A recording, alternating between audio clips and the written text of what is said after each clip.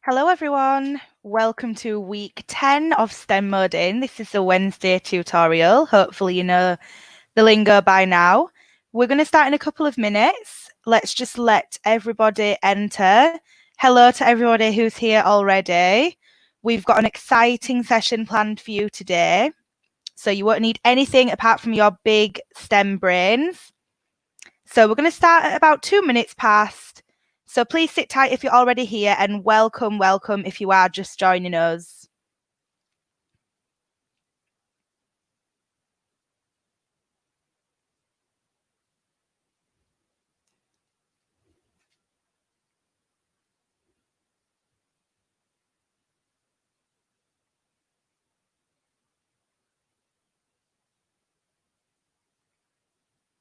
So we're going to start in a minute. Welcome back if you've been following us throughout the 10 weeks.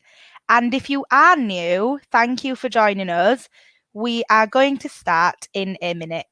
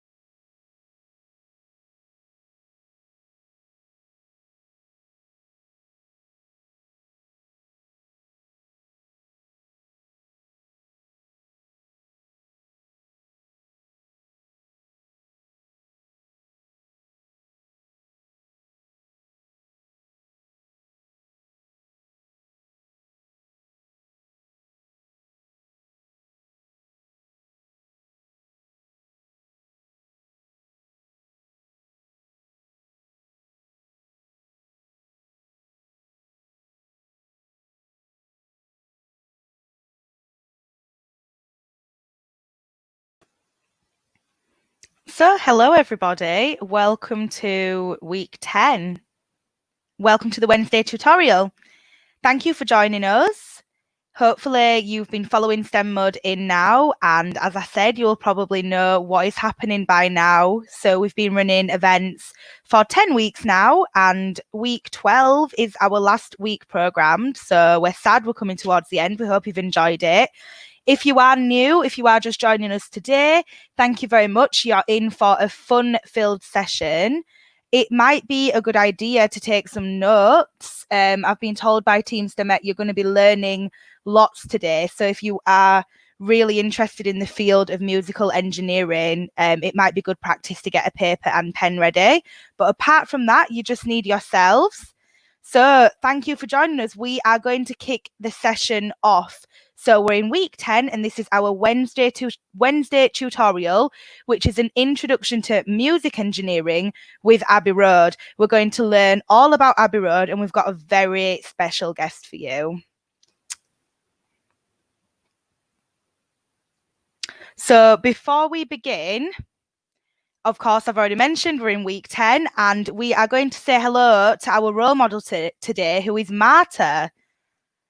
So Marta, we're going to add you into the stream so that you can say hello to everybody. Hello. Hi.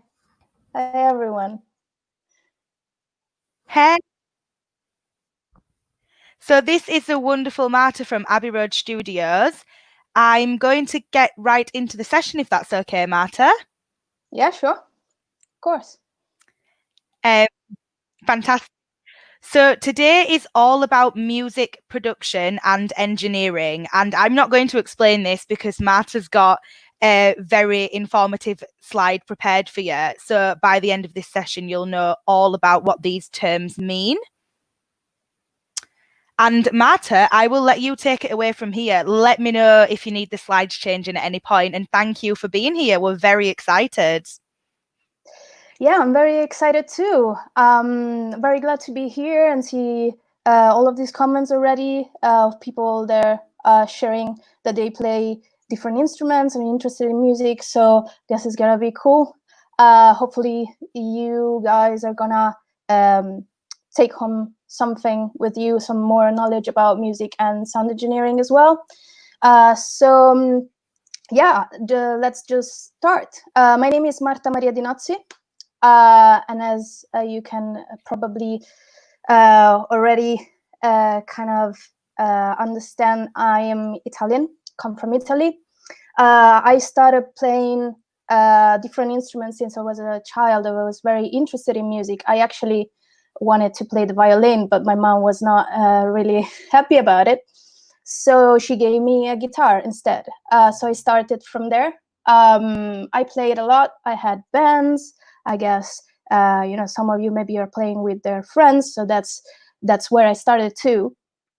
So I got more interested in how sound worked and how the different instruments could create different sounds. So I started experimenting with that. And as I grew up, I found that there was a course in my city at university that I could attend. So I applied for it, and I got my degree in sound engineering and electronic music production there.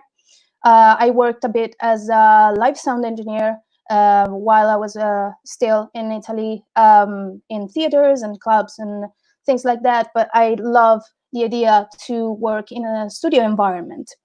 So basically what I did, I flew to London and I studied 1 year at Abbey Road Institute, which is a school that's next to the Abbey Road Studios. And after that, thanks to some networking and since I was very interested in studio work, I had the opportunity to get a job at Abbey Road Studios. So we can go to the next slide. Any one of you knows anything about what Abbey Road Studio is? There's a bit of delay in the chat, so I'm gonna wait a second to see if someone says what they know Abbey Road Studios are. So maybe what happens inside Abbey Road Studios. It could be. Let's see if some answers come through. Yes, that's a good one. The Beatles used to produce music there. Yeah, they recorded a lot of music there. It's a recording studio. Yeah, that's I think the best answer to that. Beatles. Yeah, everybody knows the thing about Beatles and Abbey Road. So basically, Abbey Road Studios, yes, is a recording studio. Its history, we can go to the next slide for that. Thank you. Its history starts a long time ago, in the 30s. It was the world's first purpose-built recording studio, and it was the first recording took place in it in November 12th, 1931, with the London Symphony Orchestra, conducted by Sir Edward Elgar. So there's a really nice YouTube video about this that you can watch. And I know Stamets, they're gonna send you some links after this session, so you can see actually what happened during that first recording at Abbey Road. So what happened at the time was that there was no purpose-built studios There were just the engineers that they were going to theaters and other spaces where music was performed, and they tried to record what was happening in those places. So that's why also Abbey Road is a very unique one, and it was the first one that was built just for recording music. So we can go to the next slide to talk about some innovations that happened at Abbey Road. So many engineers were working at Abbey Road at the time, and still are. And we have a department called the Red Department that develops new technologies that regarding music, of course. So any one of you know what stereo is? So what's the different mono and stereo? What stereo implies? Anything about the format of stereo? What does that mean? What allows us to listen to today? Stereo. I'm gonna wait a second for the stereotypes. Well, that's not strictly musically related, but when we talk about stereophonic track, let's see if something comes through. Someone else. Electric music on a record. Yeah, so basically we can say that stereo is a way that music can be stored. Oh, there we go. So Andy says 2 separate channels, left and right. That's a very good one for stereo music. So basically what happened is this engineer that was working at Abbey Road called Alan Blumlein was at the movies with his wife. They were watching a movie, and he noticed that the sound was not following the image, going left and right. So basically he developed this technology that today allows us to have 2 separate channels, left and right. So we have elements of the music that we listen to, or the noises we listen to, or whatever sound we listen to, that can go from left to right, or the center. So this was a big discovery. It was implemented only in the 60s, around the 60s, but it is one of the many innovations that were patented from Abbey Road engineers. So I guess the next thing I want to talk to you about is what happened during the 80s. So many of you know that Abbey Road is a recording studio for artists that come from all over the world, of course, to record that music. But not many of you maybe know that a good part of what we do is also the recording of soundtracks for movies. The first one was Indiana Jones, Raiders of the Lost Ark in 1981. And since then, we had the chance to record many other soundtracks at Abbey Road of many movies that you maybe love, that you maybe enjoy to watch. So if we go to the next slide, there's some example of some movies, some soundtracks that were recorded at Abbey Road. For example, some of the Star Wars saga movies, Lord of the Rings, Harry Potter, James Bond, Avengers, and so on. So going a bit further in talking about the artists that recorded at Abbey Road, at the beginning of the session, some of you said a name of a very famous band that recorded a lot at Abbey Road. Let's see if someone remembers what was said at the beginning. I'm gonna wait for the answers to come through again. Let's see who knows. Yes, Muna says the Beatles. Yes, that's right. So if we go to the next slide, Isabel as well, Beatles, Cryptic Beatles. Yes. So the Beatles were a big part of they recorded a good part of their discography. Actually, 109 songs of their 210 were recorded at Abbey Road. And as you can see from this picture, this is the cover of their Abbey Road album from 1969. And actually, this is a picture that was taken outside Abbey Road Studios. Those are the zebra crossing just outside Abbey Road Studios. And from there, obviously, many other artists from all over the world came to record their music at Abbey Road. So we have some examples in the next slide. Let's see if you can name the artists in these pictures. Gonna give you a bit of time as well to see if you know some of these artists, maybe, in pictures.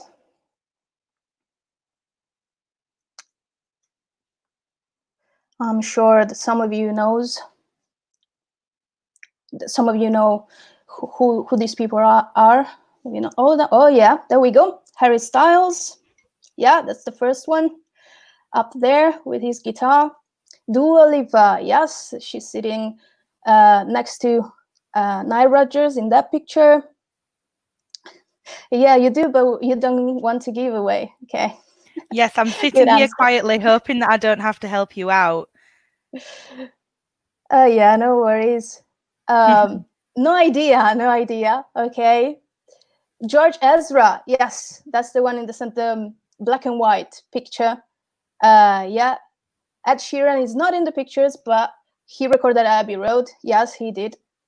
And then we have Sam Smith, Florence and the Machine, and Kanye West in these pictures. But the list is very long. There was Amy Winehouse, there's Lady Gaga, many others. So after this introduction to the history of Abbey Road and what happens at Abbey Road, I thought it would be nice to just kind of understand better the process of recording music, to ask you about sound. So without sound, there would not be recordings. So let's see if you guys know what sound is. So we can go to the next slide. So what is sound? How does it work? If you have any idea of what it is, maybe something you notice about sound. I'm going to wait a second. Oh yes, some answers are coming through. There we go. Vibration. Yes, that's the basic of sound. Yeah, it's vibrations. Tori, Muna, Cryptic here. Vibration. Yes. So you all got it right. That's amazing. Sounds are vibrations. Yes. So going into the next slide, I got your definition of what sound is. So talking about science of sound, sound is a physical phenomenon that involves the propagation of vibrations through a medium. So in order for sound to be heard, we need three main elements: a sound source, a medium, and a receiver. So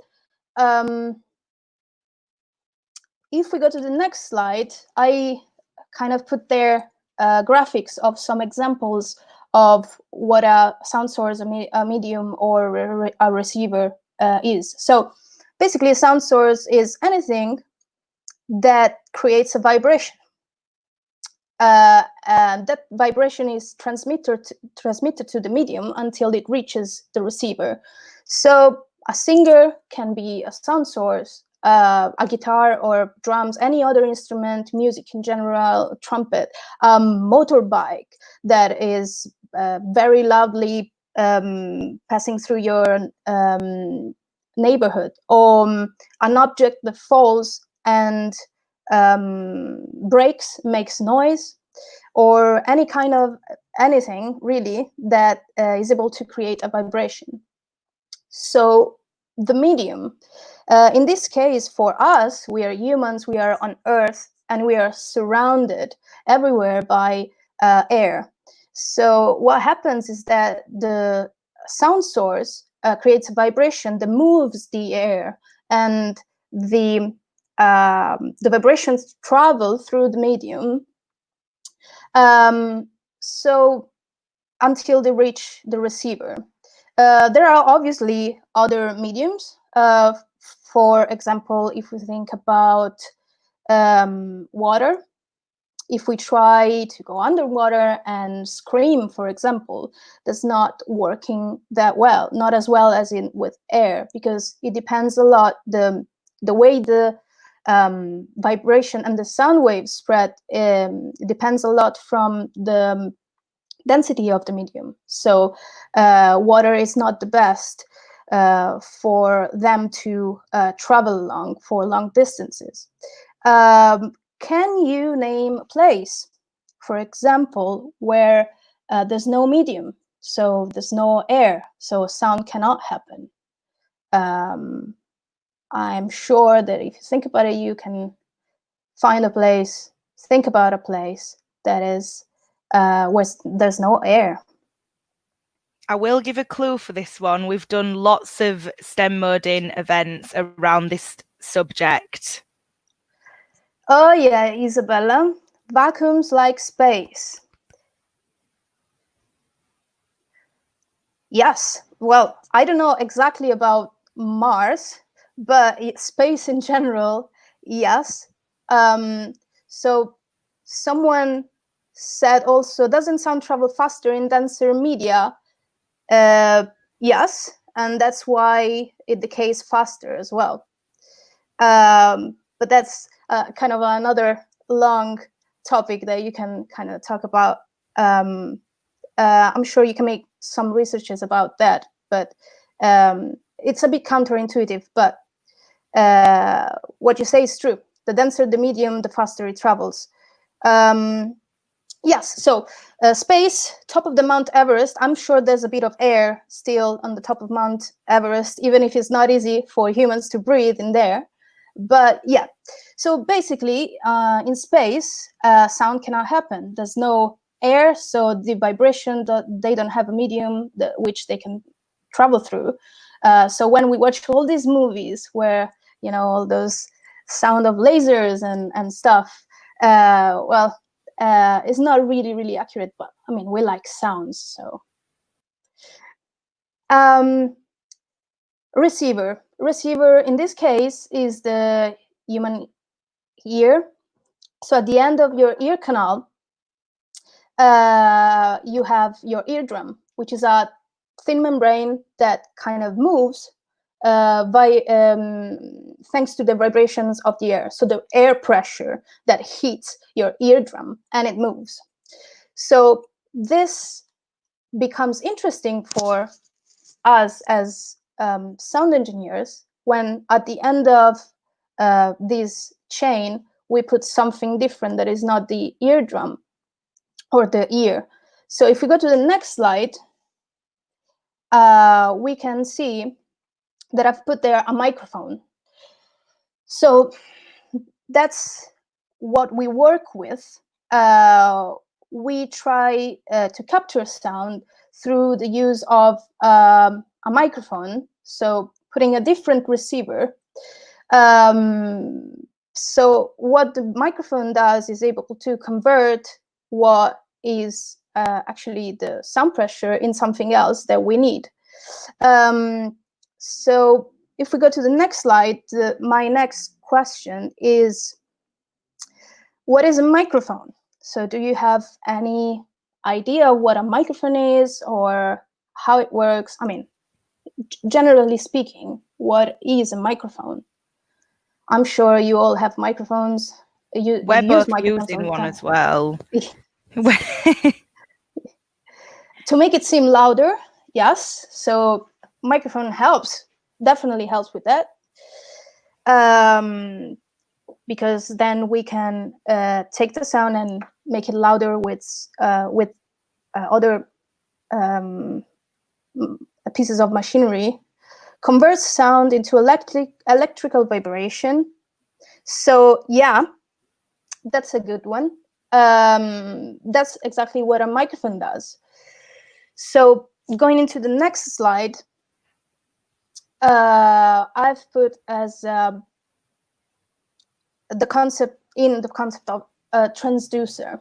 So microphone is a transducer, and a transducer is any device that transforms energy from one form to another. So, for example, the microphone receives some kind of energy in form of sound pressure. So air molecules that move and hit the microphone. And at the other end of the microphone, we get an electrical signal of tiny, tiny, tiny voltage. So yeah, it's transforming pressure into an electric signal. So what we do with that electric signal is we convey it through a cable, and it follows a path that ultimately allows us to record it and store it.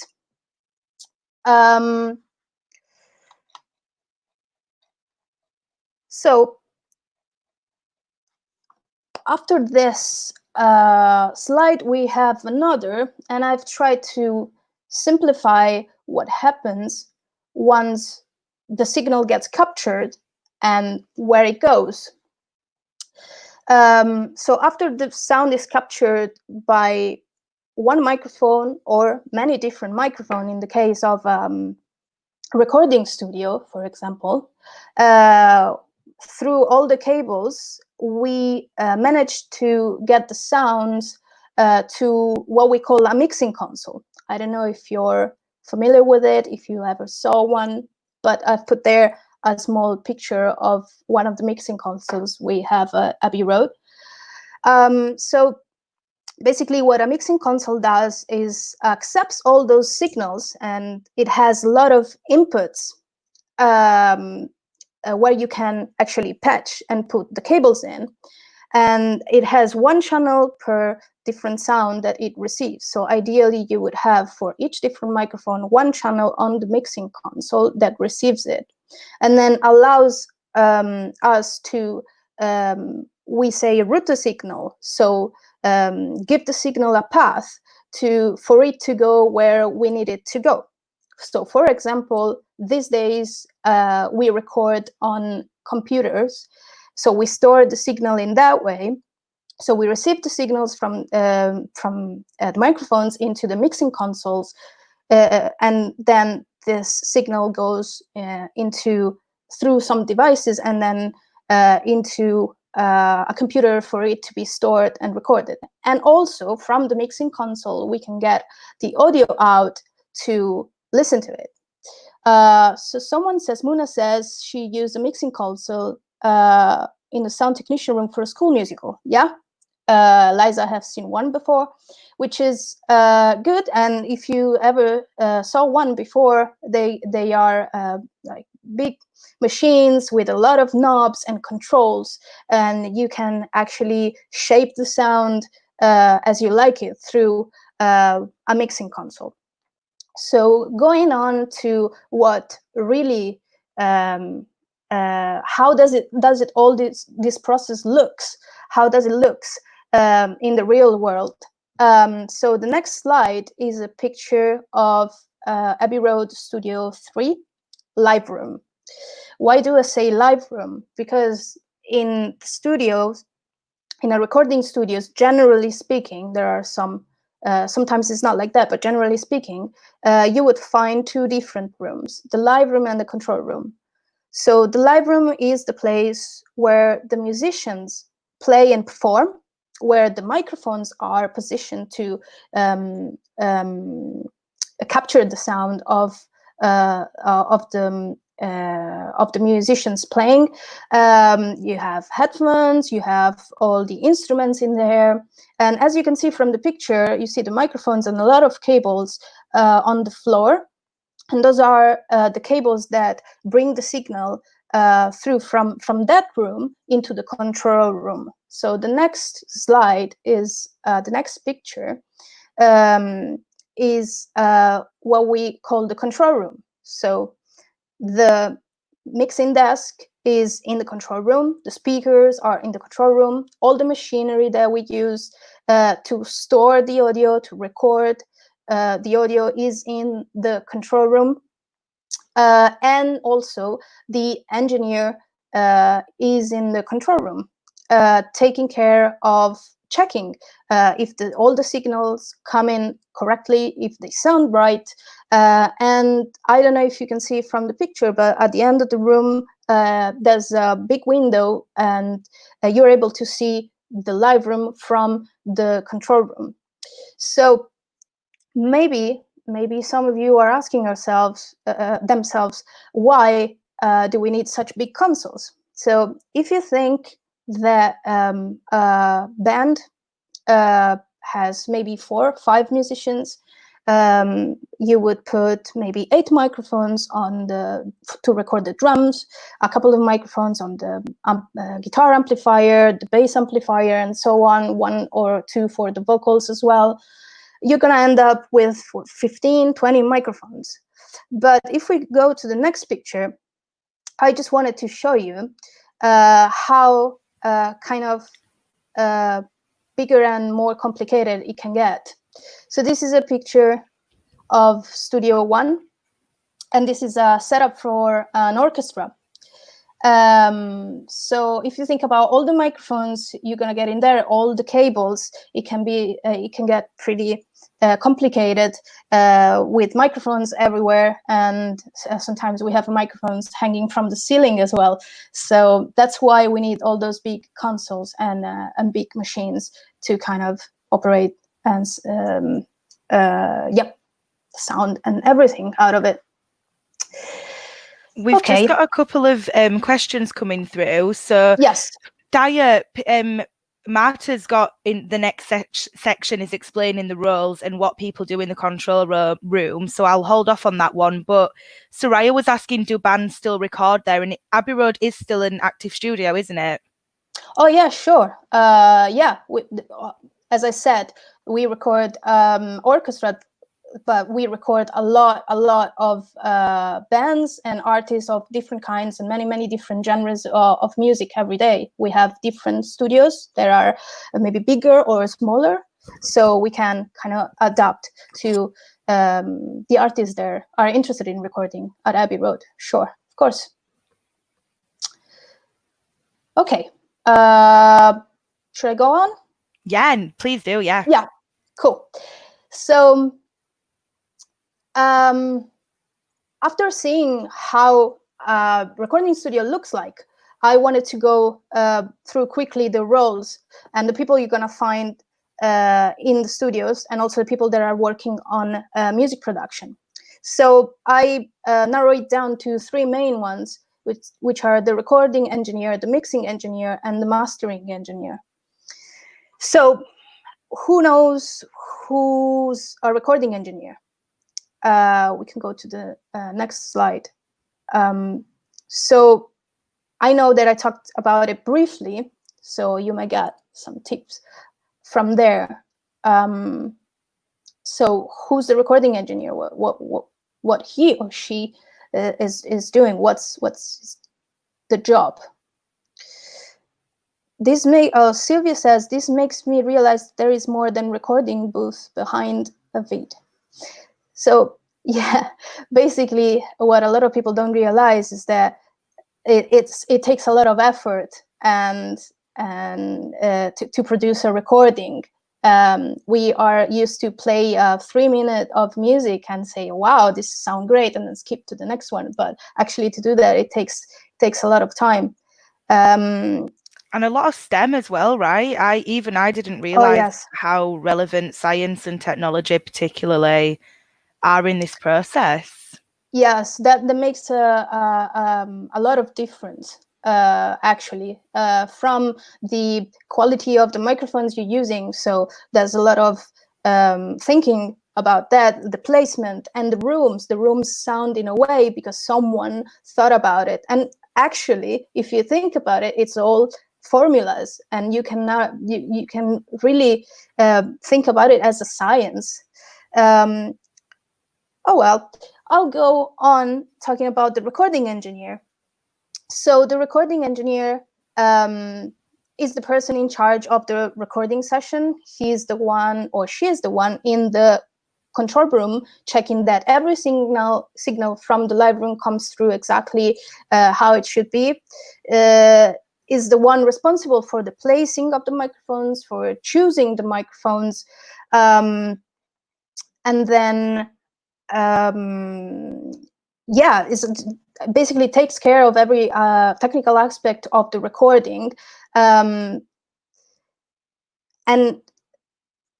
I like to talk about sounds like making a metaphor of with food, since my Italian heritage. So going to the next slide, I think you can compare the recording engineer as a chef that knows the recipe, of course, and is the person that needs to check how fresh the ingredients are and make sure that it gets the right flavor out of every ingredient. So if you think about sounds, each single sound as an ingredient, the sound engineer is the person that that makes sure that all of those sounds are properly recorded.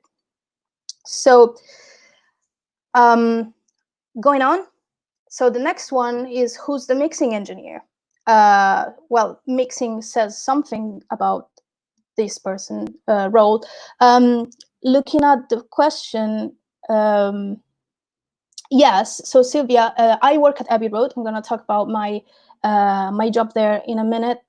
Any idea of who's the mixing engineer? Why this role exists? Why it's called mixing engineer?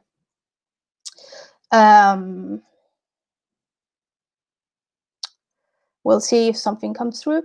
Eliza says, do they record things and make it louder and quieter, or make their pitch higher and lower? I'm not sure if this was from the question before, but in a way, yes. So the recording engineer records things, and then someone else makes it louder and quieter, or pitch louder and pitch higher or lower, but mixes and edits it. Yes, that's true. The mixing engineer is mixing the music. Person edit the music. Yeah, sometimes it's the mixing engineer that edits the music. Sometimes it's the assistant, or someone that does that for work, like as a job, so editing stuff. So the person who mixes the music, yes. So going to the next slide, you can see that actually the mixing engineer is the person responsible for combining, so mix, multiple audio elements of a tune or composition with the aim to produce a final stereo mixdown. What does that mean? So the mixing engineer is going to receive the files with all the different separate tracks for the different sources, different microphones then, and then is the person that needs to put everything together to make it coherent and sound good. So going on with food metaphor, so I like to think about the mixing engineer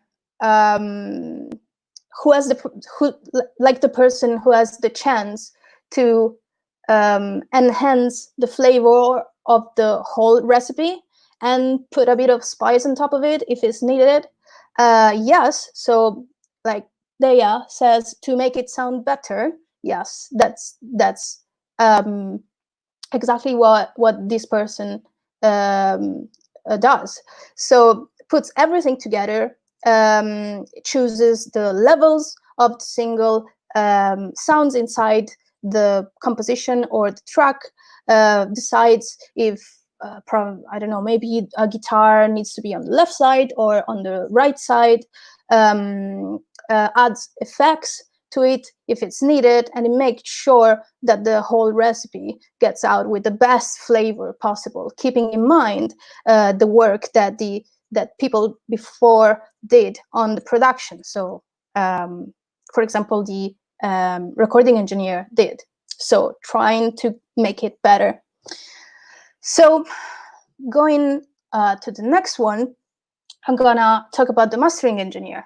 So who's the mastering engineer? Mastering engineer is always a bit of a difficult one, because it's a bit difficult to understand what they do. Some people think about the mastering engineers as people dealing with magic. So any idea who's the mastering engineer? Let's see if someone has an idea about it. I'm sure. Makes the sound better or perfect. Oh yeah, I know mastering engineers that would love this definition. They would love it. Yes, so that's in a sense what they do. So the mastering engineer, yeah, we can go on. We can go on, no worries. Yeah, the mastering engineer is in charge of turning a collection of songs into an album. So making sure, for example, that all the tracks sound the same level, and they are all similar. So when you listen to one after the other, they make sense and they are coherent together. It decides also the pause, the time between a song and another. The mastering is the last creative step in the audio production. So the mastering engineers typically gets the mix down from the mixing engineer and works on that to make it even nicer and better sounding, as much as he can, or she can, obviously. So going to the next slide, yeah, someone says finishing off. Yes, that's true. Compiles everything and check that it sounds all good. Yeah, that's a good definition as well. So I like to think about the mastering engineer as the person that checks the final product, really, and keeps in mind where the product needs to be delivered and the client's needs. There are some small or not that small technical things, that parameters that the mastering engineer needs to think about. So if the song, for example, is gonna end up on Spotify, is something. If the song is gonna end up on TV, there are some technical differences. So how loud the track needs to be at the end, or so basically is packing everything, making sure that everything is fine for the distribution. So for the best packaging for delivering, really. So Sylvia says they all help each other to make the perfect album. Daya says that sounds like a fun job. Oh yeah, that is a fun job. For sure, the mastering engineer. So going back to the roles, people were, some of you were asking about what's my job at Abbey Road. So I'm gonna go quickly there. So if we can go to the next slide, going back to the roles, you can see that below recording engineer, I put assistant engineer. So that's a person that you would likely find inside the studio, helping the recording engineer to record during the recording session. So taking care of those technical tasks that maybe the recording engineer is too busy for taking care of, or also, yeah, basically helping the recording engineer as much as possible. Sometimes the assistant engineer is also the person in charge of the DAW. So he's the DAW operator. So DAW stands for Digital Audio Workstation. Does any of you know what a digital audio workstation is?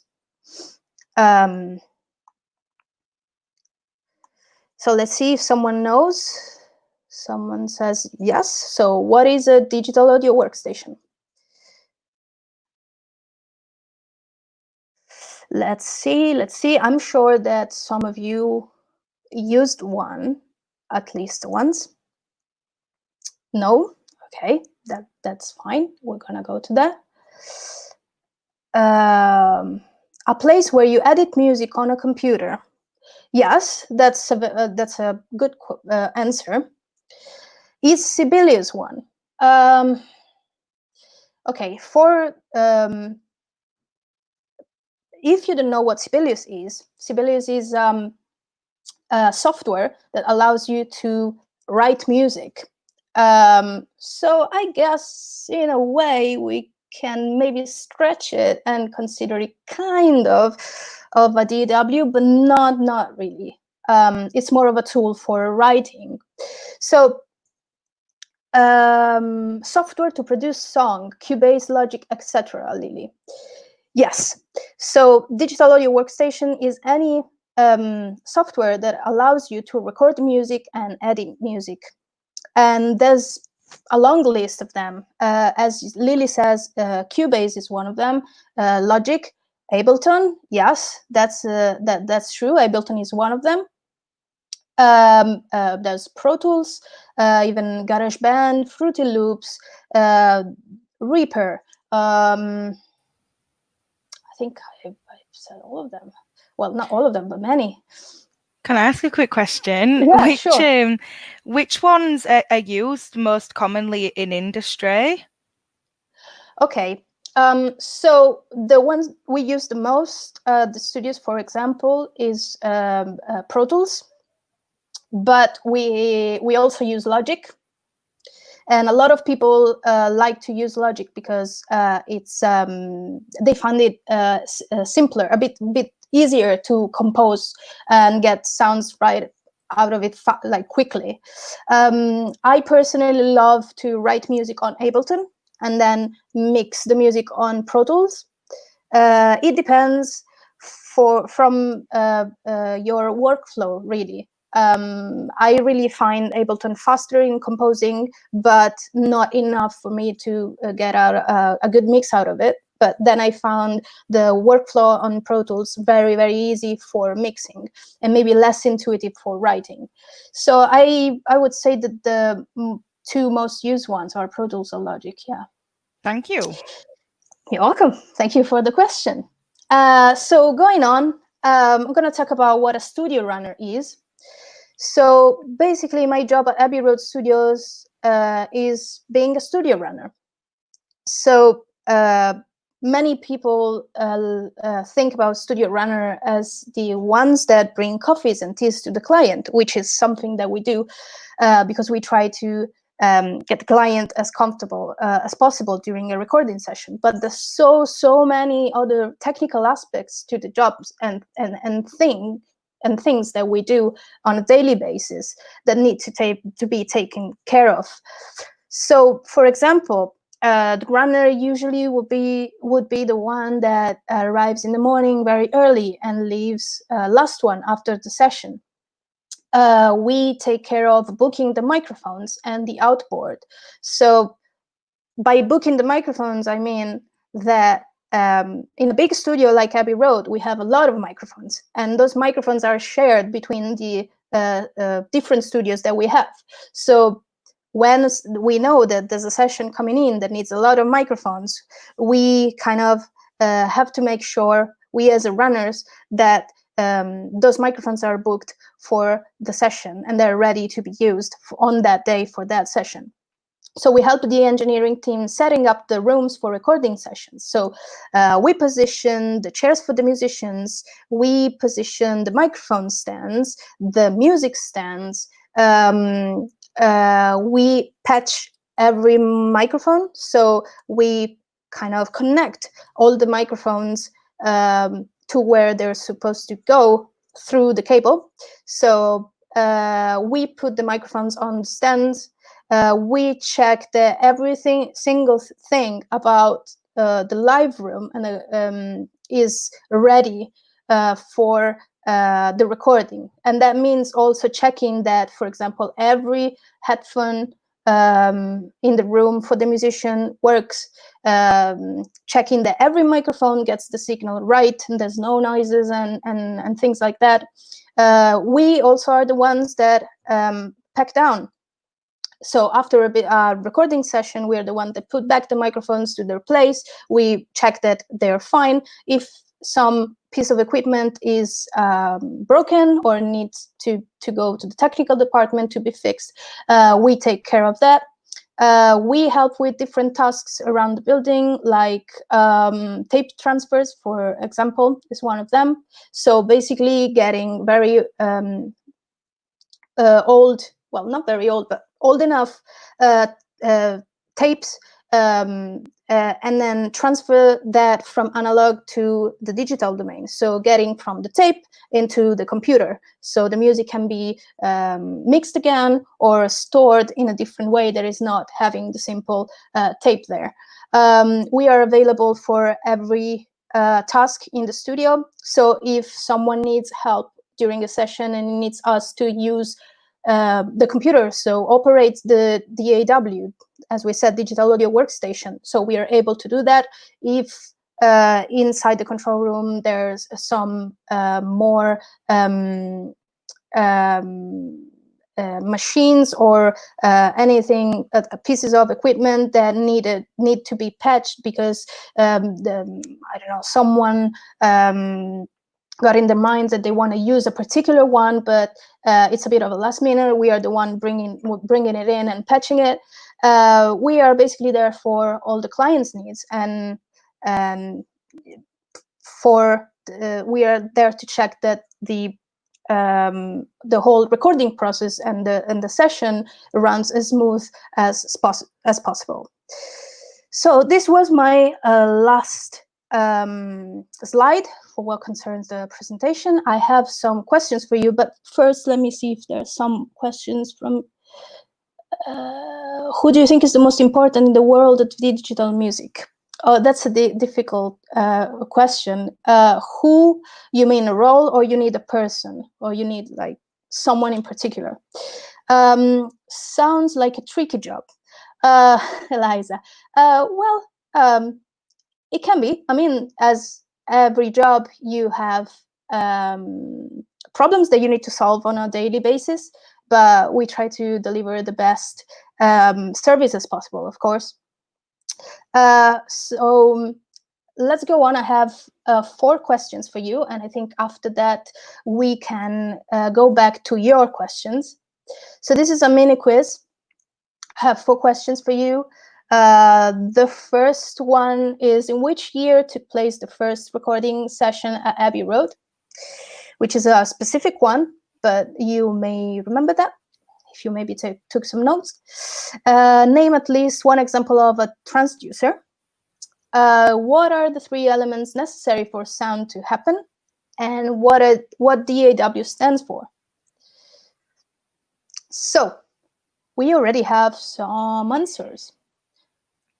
1931, 1931, 1983, 1931. So yes, the right answer, oh well, I'll wait for all of them to come through. So A, B, C, and D, so we can get to the answers. 1967, transmitter, receiver, microphone.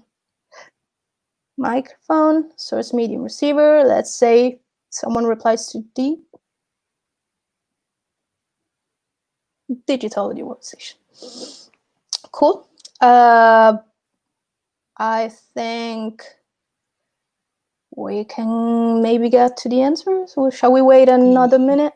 Yeah, let's have a look, because I want you to be able to take a few questions as well. So yes. I think we've had some good guesses too. Yes. Let's have a look. Yes, so really good job, I have to say. Most of you got all of them right. So it was November 1931. Someone says something about the 80s, but that was related to the movie era, so the first movie that was the soundtrack that was recorded. So B, transducer, microphone is a transducer, loudspeaker. I didn't talk about it, but in our households, there's a transducer that we use all the time, which is a light bulb that transforms electrical energy into light. So C was sound source, medium, and receiver. Most of you got it right. And DAW, digital audio workstation. Fantastic. Yeah, well done. And thank you to you as well, Marta. Is it the question? Yeah, fantastic. We've got a couple of minutes. So if any of you did have questions in your head, we can try and pull up some of the ones from earlier as well. But please do pop them in the comments. We've got Marta here for a few more minutes, and I'm sure she'd be happy to answer them. So we had already some questions from before, so I'm going back. I think there was one about your, I think somebody was asking a bit of career advice, something along the lines of what would you recommend studying or trying to get into if you're interested in this Okay, field? I'll try and reply to a few of them as quickly as I can. So Sylvia asked, who do you think is the most important in the world of digital music? The role. I think they're all important. So if who creates the content, the artist or the producer, is as important as the person that mixes it. Because if you think about the big hits on the market, there's a chain of people that work on that are at a very high level. So I think that every step of the chain is as important. How would you recommend best preparing for a career as a recording engineer, qualification, experience? So the way the people lands to this kind of jobs changed a lot in the past few years. Before you could go to a studio, knock on the door, leave your CV and say, hey, I'm interested in that, I want to learn. Right now, there are very, very good schools that can give you tools to understand the whole music production process and give you that amount of knowledge and help in networking that you need also to kind of put a foot inside the door. So I recommend, if you're really interested, to find a school that's good for you and go there and just do the best you can. Of course, keep in mind that if you're doing this, probably music is your passion. So the more you explore, the more curiosity you have, the better. So, and to get experience is the same. Once you have a bit of network and you just go record as much as you can, produce as much as you can, collaborate with people as much as you can, that's gonna always end up somewhere. Have you worked with any interesting clients? Yes, I did. I cannot disclose too much about that, but I had my fair amount of look at this. How and maybe quickly answer if you somebody is asking what's the biggest challenge you face, which is a quite nice one to end on, maybe how you've overcome that challenge. And sorry, what was the question? I wasn't reading. Sorry, no.